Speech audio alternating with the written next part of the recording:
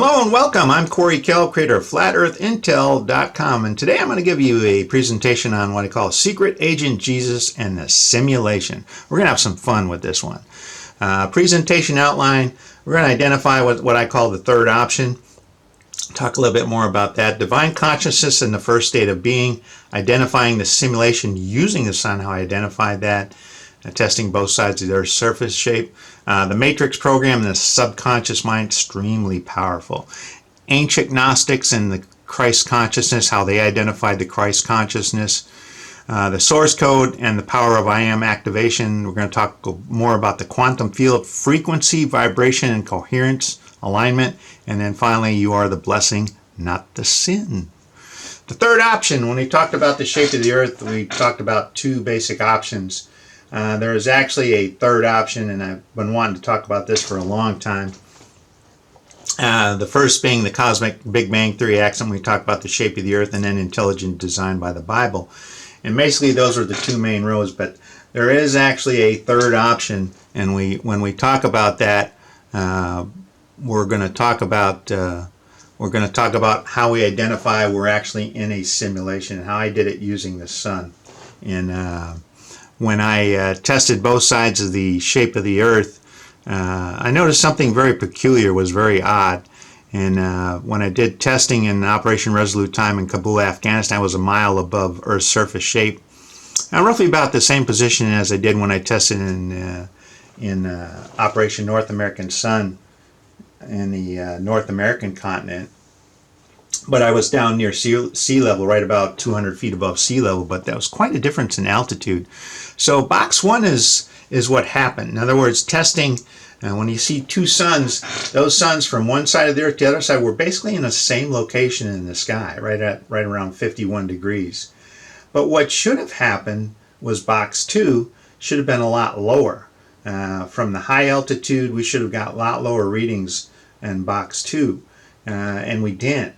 So right there, I knew something was kind of up. Something was kind of odd about the testing, and I thought, okay, now we're identifying the simulation. Let's talk about the simulation and the Christ consciousness awakening. And here's a short video. You are inside a game, an advanced game made of flesh, bone, light, and code.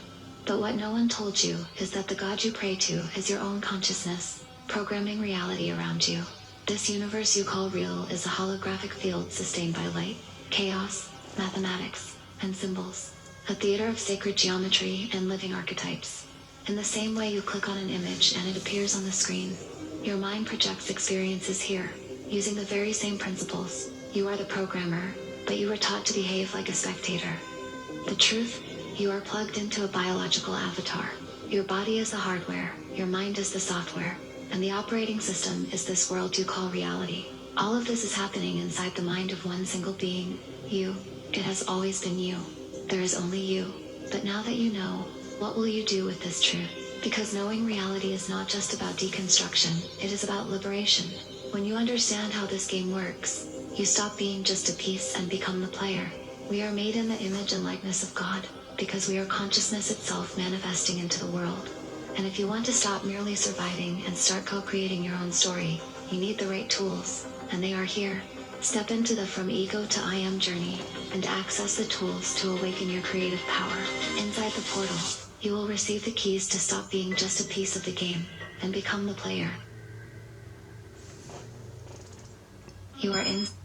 So that is extremely powerful. When we talk about simulation and the Christ consciousness awakening, you are divine consciousness is what it's telling us. What we are, we're part of this divine consciousness, living a human experience with limited perception. In other words, psychologically we're taught we have limitations, when in all actuality we can create our own experience if we just understand how to do that. And I've worked in the fourth and fifth dimension and obtaining different jobs, different work.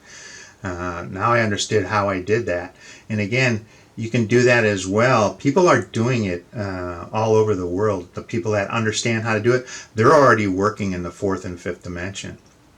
The people that are still working in the third dimension, again, a lot of them are afraid of this higher knowledge, but because they don't understand And again, a lot of it is psychological, what you're brought up with, and a lot of it has to do with religion. You feel like it's going against religion when it's really not. The Christ consciousness awakening will consume everything.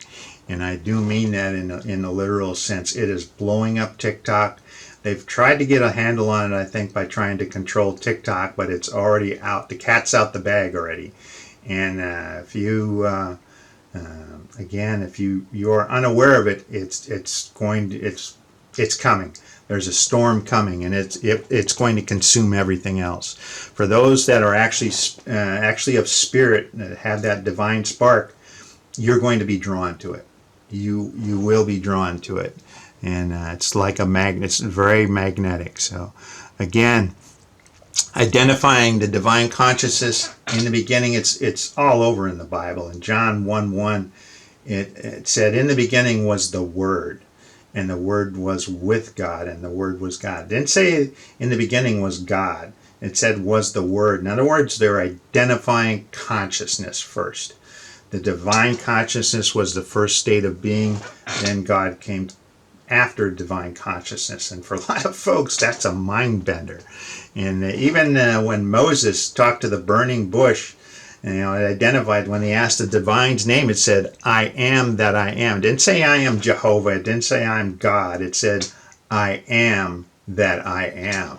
It was identifying divine consciousness. And again, that's extremely powerful. And again, it loses a lot of people. They get lost in that. Consciousness is the first state of being, divine consciousness. And it is the symbol of light, truth. It emulates. And again, it is a mirror through us, through us as spiritual beings. There are a lot of references to this, and we're talking about simulation and the divine consciousness on the left. I kind of separated to the divine consciousness. The Big Find in Nag Hammadi, Egypt, the Nag Hammadi scripts talk about the divine consciousness in Jesus' writings. Again, this is ancient Gnostic texts. These were buried because why? The Gnostics were hunted down. They were killing the Gnostics for this information. This represented the greatest threat to the Roman Empire. The Tripartite Tractate, again, this is part of the Nag Hammadi scripts. The Apocryphon of John is also part of it. It identifies the one, the purity, the light, the divine spark that we all have in creation. The Kabbalion also identifies us as the all, the one consciousness, which is the pleroma, the divine truth, consciousness, and light. That is the divineness. Out of that divineness came the eons, the divine order, the emanations, and we'll talk a little bit more about them. And then the Bible, it identifies the consciousness as the first state of being. Quantum physics identifies the simulation in the great double slit experiment. There's also Michael Talbot identified it, a scientist in the holographic universe.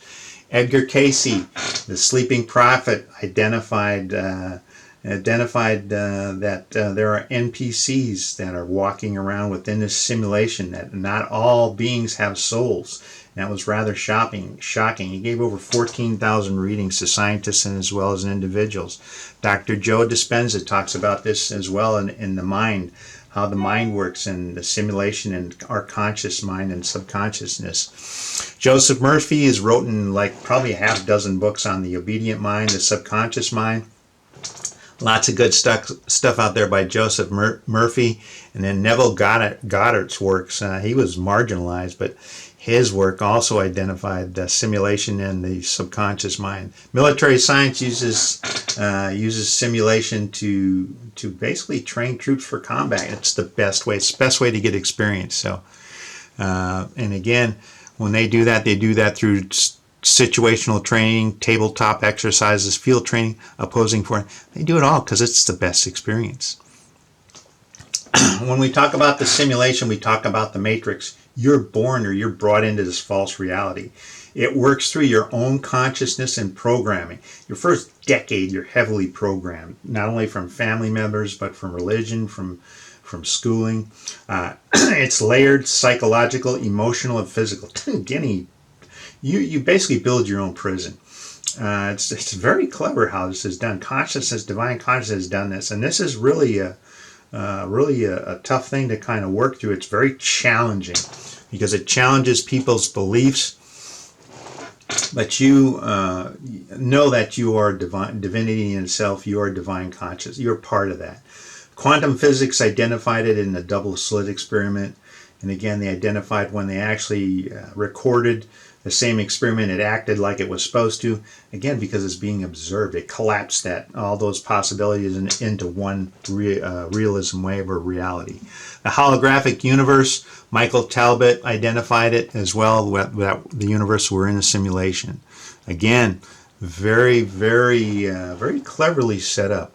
Again, as I said, we're born into the simulation where you're in a simulation capture. Humanity is unknowingly complicit. All part of karma, religion, all your beliefs, government, astrology, cycles of birth, life, and death. This limits your lifespan, so it limits your access to this. The human body does that. Distraction is a major factor. So there's a lot of distractions out there. As distraction grows, your attention goes. Control what you see and what you think. And a lot of this is done through programming. You have to kind of fight through that programming and work through it. Artificial constructs of time and space are brought in to limit your perception. Again, make it more challenging and more believable. Infused with belief and imagination, your most powerful thing you hold is your imagination. It is a sandbox for learning. In other words, this is kind of like a school you're going through. Consciousness is experiencing it through you. The Matrix is your own mental simulation. Who knows yourself better than you? And that's really very clever how consciousness developed and designed this. You write the rules and live within them. Your consciousness is the programmer. Your mind, the software. Your body, the biological avatar and the hardware. Reality, the operating system. Disassociate with the hardware, disassociate with the software. Identify as the programmer. You can change your reality. Science did it in a double slit experiment. Again, you can change your reality, but there's ways you can learn how to do that. And again, who you truly are is divine consciousness. You are consciousness.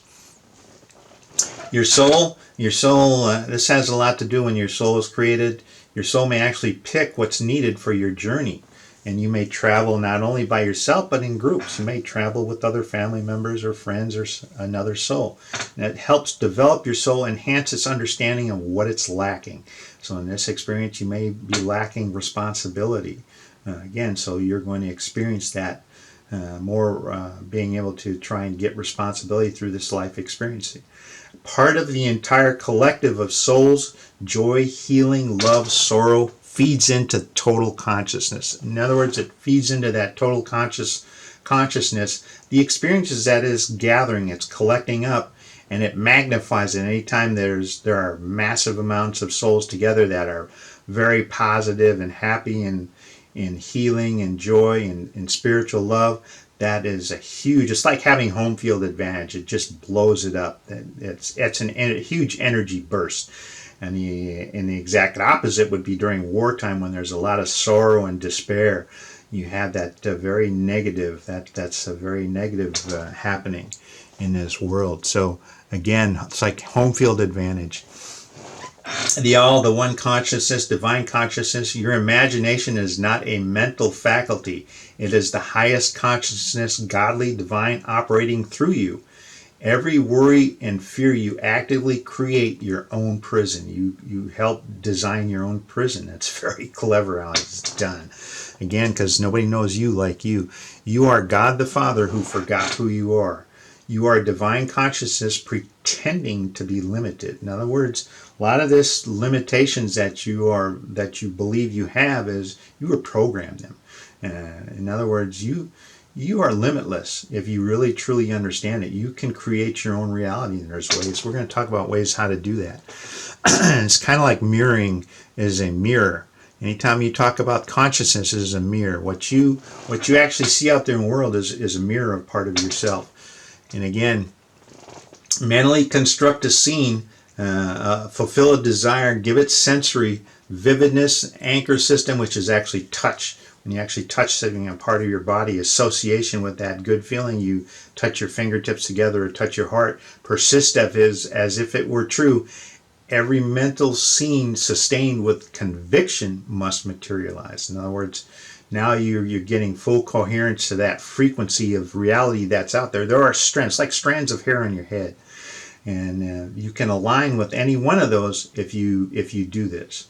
And there's a way that you can learn how to do this and create your own. Many people are already doing it. That's why they give the triangle symbol. In other words, they understand working in the fourth and fifth dimension how to change reality to their desired result. And they are doing it. And they give that symbol. A lot of people think that they belong to a group. They may, but part of the triangle is the highest state of consciousness, which is the top point. The left and right point are the masculine and feminine, which have aspects of them we're going to talk about more, but they are mirroring what they want in life, their desired state. Imagination, the most powerful process of our mind we have. In other words, you imagine it, you can make that desired result. You can obtain it. Envision your desired state of being and give it sensory feeling. That's really critical. And again, you can't fool your subconscious. And when we talk about that, when you want to give it sensory information and envision that, you can't fool your subconscious mind. So your subconscious mind is 95% of it. You have to learn how to work with your subconscious mind. Your attention is the key to manifestation. Where you place your focus as reality is born. And again, where distraction grows, your attention goes. So try not to be distracted. Get away from a lot of that media. And by all means, do not go to sleep with media on, because your subconscious mind is awake fully when you sleep. And that is a sponge. It is soaking up whatever media is coming through. You're programming yourself when you go to sleep with the TV or media on. Don't do it. Your attention, again, is the key. Where manifestation is born. Your first Hermetic law, all is mind, the universe is mental. And that comes out of the Kabbalah. The masculine, this is part of consciousness. Yes, two parts. And the other left and right part of the triangle, which is the masculine and feminine part of the consciousness. True divine realm, everything is created in balance. Every divine emanation has a counterpart. The masculine forces of consciousness are action, willpower, and strength. Those are the masculine. The feminine, our forces, our consciousness, our emotion, feeling, and imagination. We as humans, we have both of them, but they're divided. That's why your brain is divided. You have masculine and feminine. Creation of life being is done by aligning the masculine and feminine forces of consciousness. That's how you create divine light. When you align those and you combine them. The ancient Gnostics identified this, and they also identified the matrix. They believed it was under the demiurge. In other words, the reality that we are living in right now was created by the god, or what they called the demiurge. And they also had the watchers, or what they call the archons, and the control they possessed. They also understood how to escape this control through higher consciousness. In other words, mind over matter. They understood the power of this. And in this text, they had a lot of text from Jesus in his writings. And they understood the Christ consciousness. The power of that comes from within you, not from external, not from outside, but within you. They also understood the reincarnation and recycling effect, what they called the samsara circle, and to avoid the soul trap. In other words, if you stay in materialistic world, you're going to be recycled into this world. And you have to obtain a higher consciousness. So a lot of celebrities, when you see them dying, or people with a lot of money, they give their money away. In other words, they don't want to be caught in that materialistic cycle when they pass on, when their soul passes on. So they believe that's part of way of getting out. That's why you see that happening. Hence, why this information was forbidden, hidden, and destroyed for centuries. And they hunted down, the Romans and the controlled religion hunted down these Gnostics. The pleroma is the true divine realm, which is a state of pure consciousness, balance, and truth. From that divine realm evolved powerful emanations of divinity. External intelligences called eons. And again, this is in the Gnostic text. Among them was one called Sophia. Her name is Wisdom, and she tried to create something without a divine counterpart. In other words, you have to have a divine counterpart if you're going to create it. not out of malice, but did this desperate reach for understanding of the divine consciousness. She wanted to understand it more.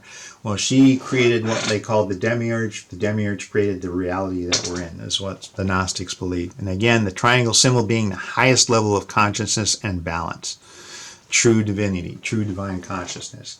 The Gnostics find the Nag Hammadi scripts. They're hidden in 1945. They find them. And again, has Christ consciousness all over them. And again, the scripts emphasize Jesus' teachings on the power you hold within you, not from the external sources. You control what you do, how you act, and how you manifest. Reap what you sow, the Christ consciousness. And that was very powerful. The religious leaders didn't want that, as well as the Roman Empire, and they considered this the greatest threat to their control over mankind. And so they hunted down and killed them, the ancient Gnostics. And they were after them vigorously. And they call us secret agent Jesus because he was sent in to show us the way out. In other words, he gave us the keys. He gave us the allegory code within the Bible, and to get out of the simulation, to have power to change our reality. And again, the ancient Gnostics understood this. So you got to have somebody go through this and pass through that samsara circle and come back into life. He did that. He traveled the soul trap system, came back in, and he came back into life and showed us how. And then they wrote this in these texts, these Gnostic texts, and then they had to hide them because they were hunted down. The human body is a toroidal energy field. In other words, you generate between your heart and your brain. You are a magnetic generator. And you have there's a huge toroidal field that emanates out from you. You never run into people that are extremely toxic or very negative, kind of like trolls. They're very toxic, they're very negative, and you can just get that feeling off them. Where the opposite, where you have people that are very happy, very lively, they have a lot of positive energy in them. Humans produce this toroidal energy. We are an energy-producing human beings operating in Earth's larger toroidal field. We emanate frequency and vibration through emotion and action. In other words, we're going to talk about aligning onto a frequency to make a reality that you want happen. You have to align with it. In other words, your heart and your brain, they create this toroidal field. It's out there. You're emanating. Quantum physics, the quantum field only speaks frequency, and quantum physics identify this, and the consciousness. Quantum physics, the universe is vibration, frequency. You have to match that to get that frequency. And if you want to change your reality, you just match that. It's out there. You just have to align with it. You have to become coherent with that correct frequency if you want to improve your life. If you don't, it's like dialing the right number on a phone but speaking into the wrong phone. The field isn't logic, it's vibrational. Okay? Understand that. It's tuning into a higher frequency within the quantum field. The quantum field, again, speaks only frequency. So if you're tuning in, it's like tuning in radio station. If you want jazz, you tune into a jazz radio station. If you get country western and you want jazz, don't scream at the radio station. Hey, you're tuning in the wrong radio station. You're tuning into the wrong frequency. And you mirror what you are. What you see in the outside world is a mirror of you. There are images of you out there in the outside world. And again, a lot of times we sabotage our own self without really knowing. Don't broadcast from want or need. That tells the universe you're lacking and will reflect what you broadcast. In a sense, you're drowning your own self. Instead, ask, what is it you're showing me? Or, I trust the flow of the universe is trying to tell me. Be thankful. Even if you're lacking or you haven't received it yet, it may take time. The effect may not be immediate. Your emotions carry huge vibration. Alignment and coherence of the vibration to the right frequency is key. Be positive. And again, don't suppress your bad feelings. Get them out. Work out. Do something to expel that bad energy. If you're feeling down, get out there. Do something that you like. Change it. Change yourself. Change your reality. And that's part of it. It's part of getting in alignment and changing your vibration to align with a higher frequency. You are the observer. You mirror what you see. The I am activation code is extremely powerful in frequency. Every time you say I am, you are sending a command to your subconscious mind, that an instruction into the quantum field. You are selecting your reality. And again, this is very powerful. The words I am are an interface between your identity and infinite possibilities that surround you. They are not observations, they are activations. And again, you have to create that image in your mind when you say these I am activations. Observation creates the condition for manifestation. 95% of this is coming out of your subconscious mind. In other words, you got to get through that. Your subconscious mind is kind of like your safety valve. So there's a way to work around there, work with your subconscious mind. You can't work against it because it's going to shut you down. It'll shut, and that's why a lot of people, when they try and manifest, it doesn't work because they don't truly believe what they're saying. In other words, they're showing lack or experiencing a lack, and they're broadcasting that, but yet they're wanting something. And again, your subconscious mind, it responds to that. Responds to repetition, emotion, embodiment. Feel it, imagine it. And your heart has a lot to do with your heart and your mind. You have to line up. Your heart tells your truth. Your truth is coming out of your heart. If you don't truly believe it, it's not going to happen. It's not going to happen for you. You have to truly believe it. And we're going to take a break, and then I'll come back and we're going to talk about the I Am source codes. I'm Corey Kell, creator of Flat Earth Intel. We'll be right back.